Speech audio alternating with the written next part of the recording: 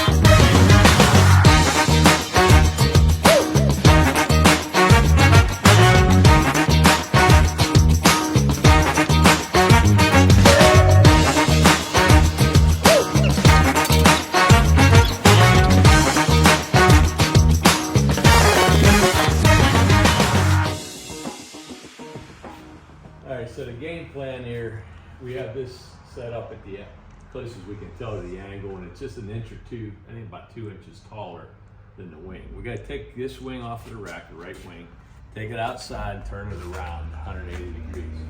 When we come in here, Jared, I'm going to be on the root end. I'm going to be on the root end. I'm going to pass my end over the top of this. And you're going to be real careful with the pitch you hold your end from. We're going to watch we don't drag on anything. We're gonna bring it in with it kind of swept, okay?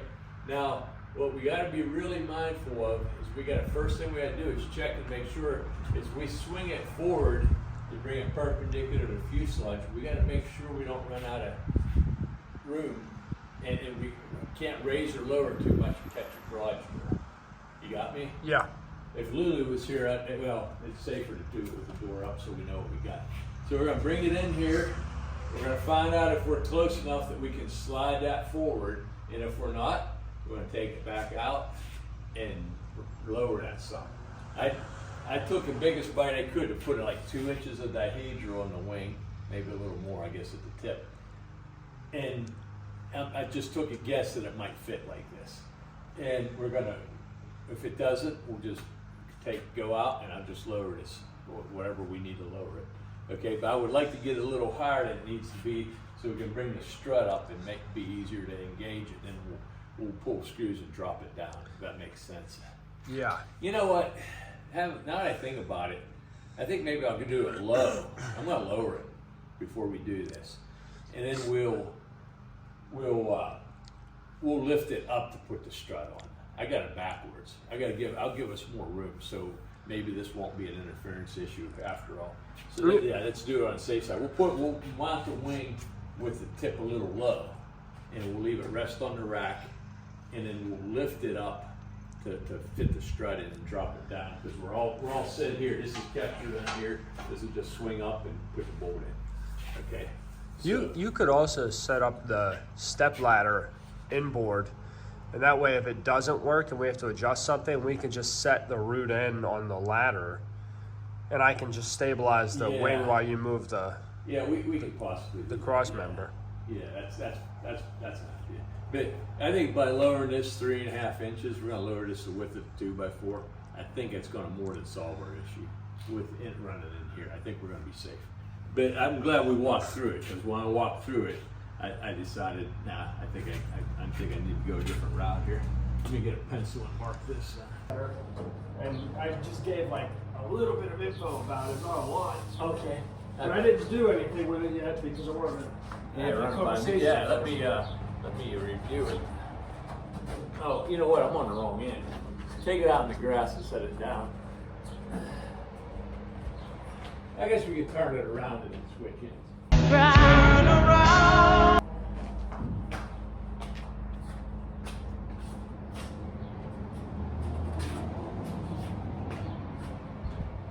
Okay.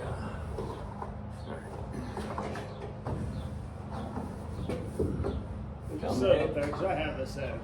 Okay. You have all kinds of clearance. Okay, hold on. Switching hands.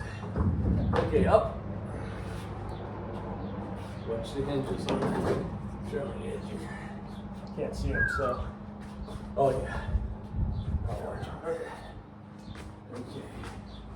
You got lots of room. Yeah. All right. Okay, go that uphill a little bit. We're not getting close to the garage, underside of the garage door, right? A little bit, but How close? I can't tell. It's above my head. Well, darn.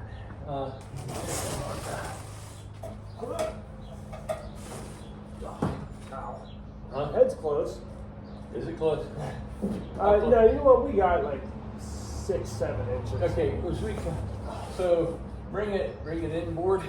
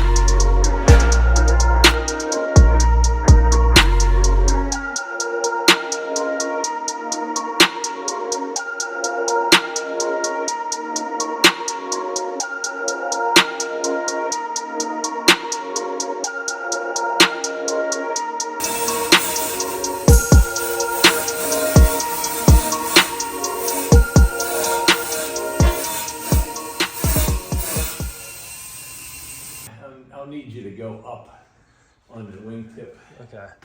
Yeah, that's. I hope it lets the wing come down enough to engage us before it hits that jig.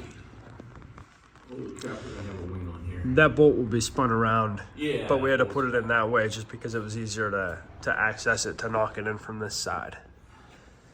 Yeah, we're just testing the fit and getting this so we can rig the control. Fits on this side. Huh? We have a little bit more that needs taken off over here. As you can see, that's sitting up out of place just a little bit.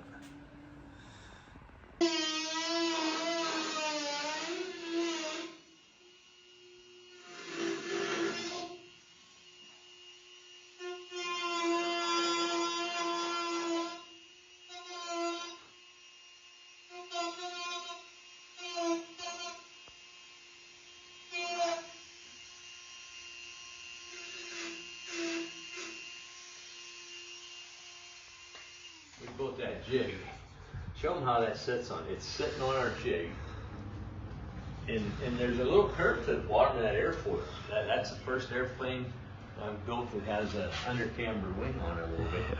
And it just about a luck of the draw, our freaking jig turned out the exact height. After we lowered it the width of a 2x4, not knowing it to give us room on the garage door, it came out the exact height that the strut holds it to. When we've got the gear collapsed and it's sitting on the sawhorse, but it's where it was. Wings on. Yeah, she's on. Let me pull them screws and we'll, got a bunch to make sure. I don't think that wing will upset it. There's hardly any gas in this shot though, so we gotta be real careful when they got it tilt when we take this out. Yeah.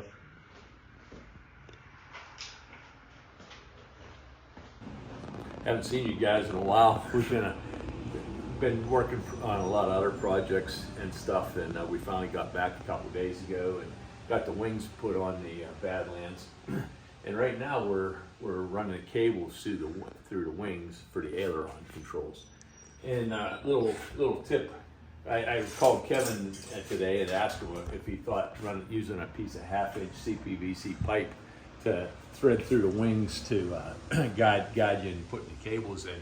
He thought it was a good idea. And he said, yeah, he's used it, it works good. So I got myself a 10-foot section of PVC pipe. And you can see the end of it's on this particular cable. I'm in front of this pulley. The other one I went behind. You have 2 cables that run out. You got your crossover cable and your stick cables. And one runs the the one that goes to your sticks, runs behind these diagonal brackets on your hinge brackets. So this pipe for that one, I had to run it through the wing and make sure that it jumped over the backside.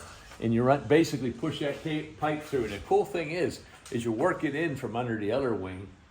If you bump into it, you got these little about 3-inch holes in the ribs you got to get them through.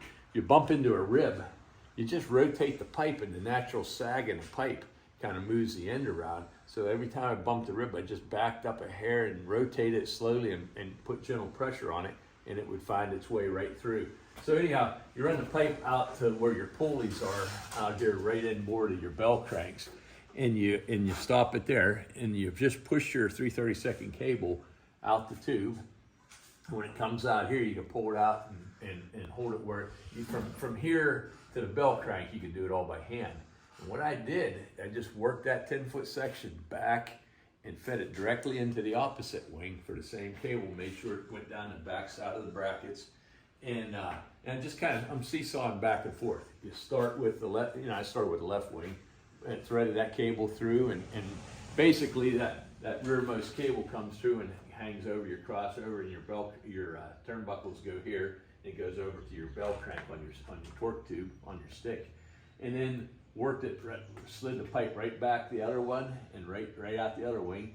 Pulled the same cable in that wing. You see the other turnbuckle hanging over there, and as I guided the cable through there, fed the cable out, and then you get your ends on. I don't know if you can see up here, you got your shackle on the end of that cable, and your swage made, and did the same thing, threaded the cable in the other wing, and swaged it up and slid the pipe, and then that's where I'm at now. This pipe is slid into the wing on the other side of these diagonal brackets, and now I'm ready to push my cable that goes on the opposite end of this bell crank. And this is the balance cable. This is the one that'll go to a turnbuckle in the center section of the wing, and then continue out to the other turnbuckle on the other wing. And get yourself one of these heat shrink kits. And in mine, it's some Chinese special eBay heat shrink kit. This little green size, I cut them in half and heat shrink over the end of your cable. So when you're working, I found this stuff shrinks small enough that you can even thread it through a Nyko press sleeve. So you don't have to take it off. You don't have to fight the dang. I don't know if you've done a lot of cables. These things are always trying to fray on you. Well, I finally found a heat shrink size that you can thread through a Nyko press sleeve if you're careful. And really, it's until you trim it until you cut it to length, you don't have any problems with fraying and that on it. So we're doing good for pushing them through everything. It's working out good. You want to run one through? Yeah, sure. Yeah. Okay, make sure you're not tangled around anything. We've already confirmed our pipe is routed where we want it.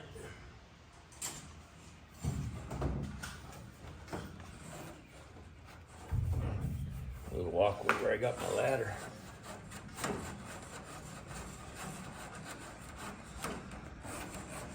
Yeah, you want to tell me what comes out there? Yeah. Last one I ran, I had about 2 feet inside the wing. There it is. Yeah, we're gonna run out of cable. We got plenty. 3/4 of the way done. Okay, now this one, we're too far. Hold on to that end. I'm gonna retract the. Think about this. No, I'm not ready to retract the pipe yet. What we got to do, Jared, we got to back the pipe up this way. Bring this back here. Have to thread it through the front side of that pulley. This is the tricky one here. Okay, that one goes in front of that pulley. And then there's a slot in the rear spar you got to go through on that one. I don't know if you can see it in there. If you put that light, I got that little magnetic light. If you put it inside of this hole, it'll light this up. It's good in here.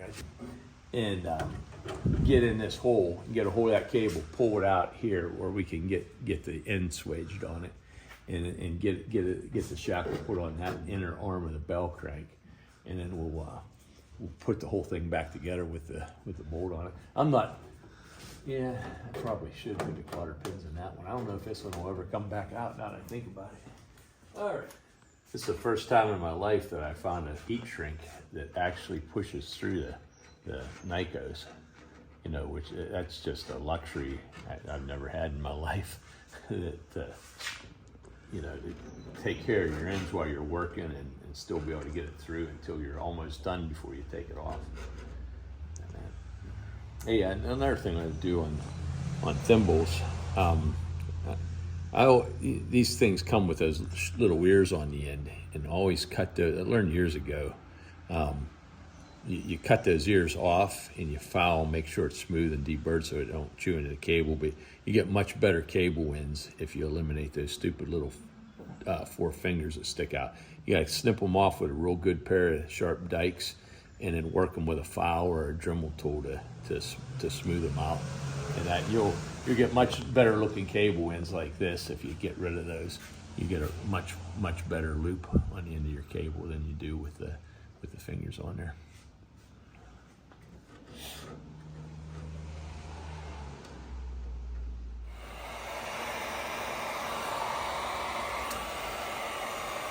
Okay, give me the other piece of heat shrink.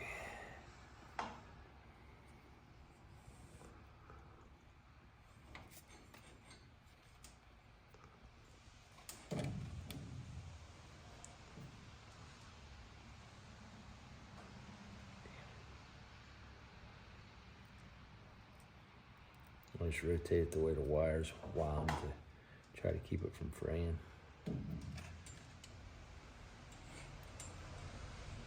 Didn't work. There's a little, I don't want to put that anywhere near the seat because the end might be hot. A little piece of wire came out through the shrink. That wire's so sharp, it actually poked through the heat shrink. That's pretty wild. Yeah, when I rotated it, pulled it inside.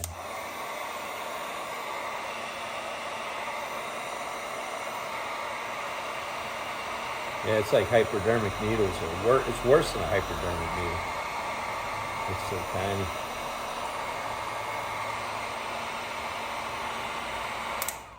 Go ahead and set that.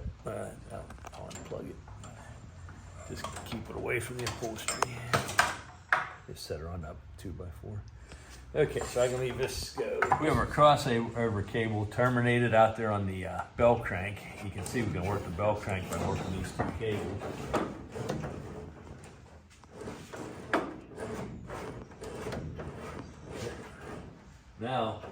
Now we haven't done the crossover cable on the other wing. They'll meet here in the middle with the 3rd turnbuckle right here. So what we gotta do is we gotta thread that out of that wing, out of the left wing, and into, now this is a funny one here. It goes in front of this. It goes in front of this bracket. You see how the stick cables go behind this diagonal bracket on your hinges, and this one goes in front. So you got to make sure when you run your tube out the other wing that you go in the same spot at every hinge location and every rib. I just went through a rib. Now here it comes. Now there's a problem there. It wants to cross over this cable. You got to be careful it don't wrap up on the other cable. Maybe keep a little tension on that cable, Jerry. Can you keep a little tension? Be careful you don't slide that off. Okay, that should help. So where are we at? We're in front of this bracket, right? Okay. Okay, now we're at this rib. Now you just push it. If you just rotate the tube, it'll find its way through the pull rib. And now it's really nice at each hinge location. You have a inspection hole. You can get in there and make sure you're, what I'm doing is I'm pushing this through, I'm rotating it slowly, and that helps it find its way through the rib holes. It should be down to the next hinge. I am. I want to make sure I duck in front of that diagonal brace. Okay, we're home. We're all the way back down where we need to be now. So a 10-foot section of CPVC 1/2 inch is just ideal for this. So now we've got our path, the path we want our balance cable to follow. What did you do? Stick that in there? Did you stick that in there? No, came with it. Oh, that's right. Duh. Yeah, we had that. Yeah, I just pulled it off that cable. Anyhow, so that cable again, that's the one we just took off. It'll come all the way over the top here and meet that cable coming the other direction with a turnbuckle right here. So now we're set up to pull our fourth cable into the wing through that. All right, so we gotta, yeah, you can do that. Feed her, you can feed her out. You'll need two hands because it'll fall as you. Yeah, I'm noticing. Yeah, you kind of do a hand over hand or it'll pull itself right out. Hey, Ray made it in today and we got the panel cut out for the EFIS system, the 10-inch Dynon EFIS, and that we just got kind of hung in there. We got to figure out where the radio and transponder heads go, control heads and a couple other things, intercom. And big news is we got the linkage to the flaps hooked up. Jeremiah helped me get these straightened out today. And there's a flaps actuation. Got the push rods in the right length. First time, they're pretty screwed up right now. They're looking real close to right. Want to run them down again? Yeah, let me get out from underneath there.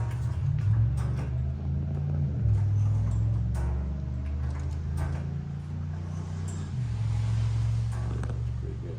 That's about it. Flap linkage, push rods, and I don't know if did we film anything about the aileron the other night. The aileron cables are all in and connected and terminated at the bell cranks and stuff. Yes, Mark, yes. Perfect. 2 out of 3 because that middle one fit. Yeah, that's right. You drop it right in. Yeah. Getting the panel worked out. Ray and Mark are hard at it.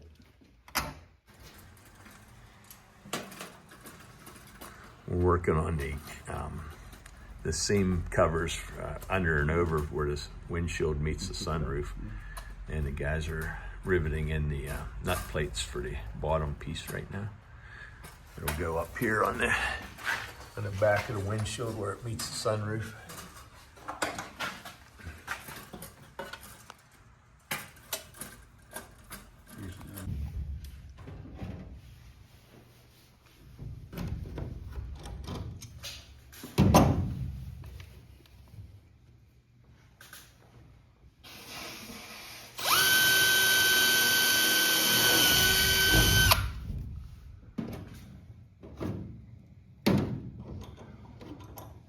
Buddy would be handing you clicos and pliers instead of filming, but this is what friends are for. Buddy would do that, but not a friend.